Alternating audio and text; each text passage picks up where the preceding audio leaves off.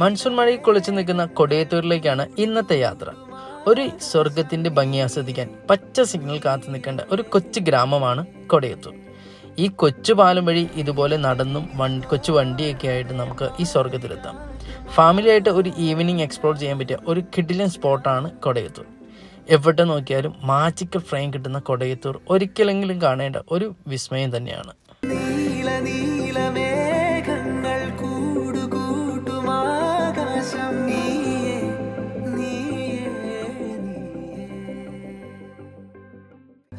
എന്നാൽ ഈ സ്വർഗത്തിൻ്റെ മടിത്തട്ടിൽ ആരും അറിയാതെ കിടക്കുന്ന ഒരു ഹിഡൻ സ്പോട്ടാണ് കയ്പ.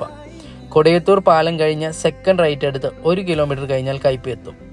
ദൃശ്യം ഉൾപ്പെടെ ഒരുപാട് സിനിമകൾക്ക് ലൊക്കേഷൻ സമ്മാനിച്ച കയ്പയുടെ ഭംഗി അതിമനോഹരമാണ്. ഇവിടെ നിന്നും കിട്ടുന്ന വ്യൂവിൽ വാഗമൺ മലനിരകളിലൂടെ കോട വന്ന് മൂടിപ്പോകുന്നത് കാണാൻ ഒരു പ്രത്യേക ഭംഗിയാണ്. മൺസൂൺ കാലത്ത് കയ്പ ശരിക്കും കൊടിയത്തൂരിൻ്റെ മണവാട്ടി തന്നെയാണ്.